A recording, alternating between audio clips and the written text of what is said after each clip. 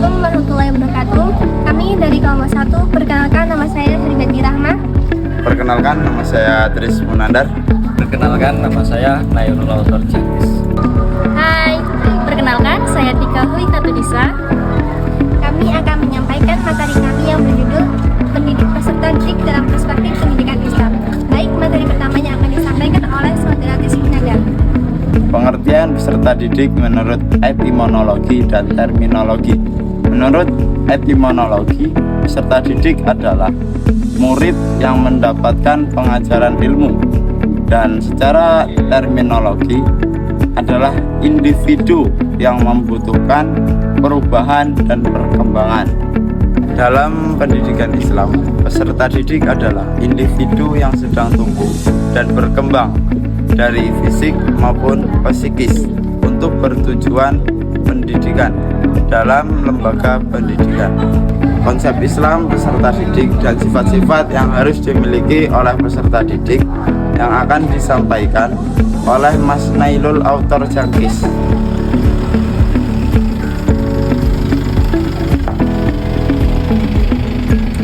Sifat-sifat yang harus dimiliki peserta didik ada 3. 1. Niat ibadah. Seseorang peserta didik harus belajar dengan niat ibadah, bukan sekedar mencari ilmu untuk kepentingan dunia, tetapi sebagai bentuk taqarrub ilallah, mendekatkan diri kepada Allah. Jika seseorang belajar dengan niat yang benar, maka belajarnya akan bernilai pahala di sisi Allah Subhanahu wa taala. Rasulullah SAW bersabda, "Innama a'malu binniyat wa innama likulli imri'in ma nawa." Sesungguhnya amal perbuatan itu tergantung pada niatnya, dan setiap orang akan mendapatkan sesuai dengan apa yang ia niatkan. Hadis riwayat Bukhari dan Muslim.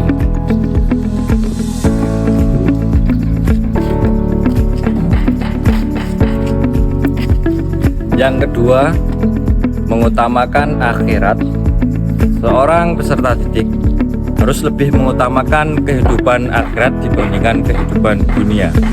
Artinya, belajar tidak hanya untuk mendapatkan kesuksesan duniawi, tetapi juga untuk bekal di akhirat. Dalil Allah Subhanahu wa taala, "Wabtaghi fi ma ataakallahu ad-darul akhirata wa la tansa nasibaka minad dunya."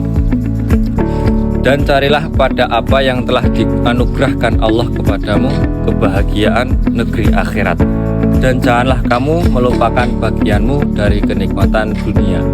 Quran Surat Al-Qasas ayat 77. Ayat ini mengajarkan bahwa kehidupan akhirat lebih utama, tetapi bukan berarti kita meninggalkan dunia sepenuhnya. Ilmu yang kita pelajari harus membawa manfaat bagi kehidupan dunia maupun akhirat. Yang nomor 3, mempelajari ilmu yang terpuji. Peserta didik harus memiliki ilmu yang baik dan bermanfaat, baik ilmu agama maupun ilmu umum yang bisa mendukung kehidupan. Maka penting bagi peserta didik untuk mengutamakan ilmu agama terlebih dahulu, agar memiliki dasar keimanan yang kuat sebelum mendalami ilmu duniawi seperti sains, ekonomi, dan lain sebagainya. Yang keempat, menjaga pikiran dari aliran yang menyesatkan.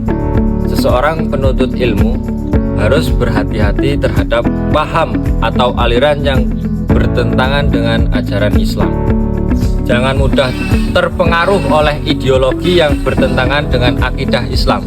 Artinya, seorang peserta didik harus belajar dengan hati-hati dan kritis, mengikuti ulama yang terpercaya, seperti menjauhi pemikiran yang menyimpang dari ajaran Islam.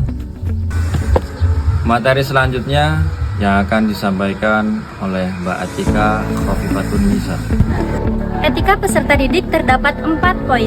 Yang pertama, niat ibadah. Belajar diniatkan ibadah dan taqarrub kepada Allah Subhanahu wa taala. Untuk poin yang kedua yaitu ada tawadhu. Berarti rendah hati meninggalkan kepentingan pribadi untuk kepentingan pendidikan. Untuk poin yang ketiga yaitu ada ilmu terpuji, mempelajari ilmu-ilmu terpuji untuk ukhrawi dan dunia. Untuk poin yang keempat yaitu tunduk pada nasihat. Jadi peserta didik itu harus mematuhi segala nasihat-nasihat dari pendidik. Untuk tugas dan kewajiban peserta didik akan disampaikan oleh Herbiatira. Dalam pendidikan Islam, tugas dan kewajiban peserta didik ada 4. Jadi yang pertama, membersihkan hati. Hendaknya setiap pelajar membersihkan hatinya sebelum mulai pelajaran. Yang kedua, jadi ini kemauan yang kuat. Hendaknya para pelajar memiliki kemauan yang kuat sebelum mulai pelajaran. Yang ketiga, yaitu menghiasi ruh. Hendaknya tujuan belajar ditujukan untuk menghiasi ruh dengan berbagai sifat dan keutamaan. Dan yang terakhir, yaitu menghormati peserta pendidik. Hendaknya setiap peserta didik wajib menghormati setiap pendidiknya. Sekian penyampaian materi dari kami. Assalamualaikum warahmatullahi wabarakatuh.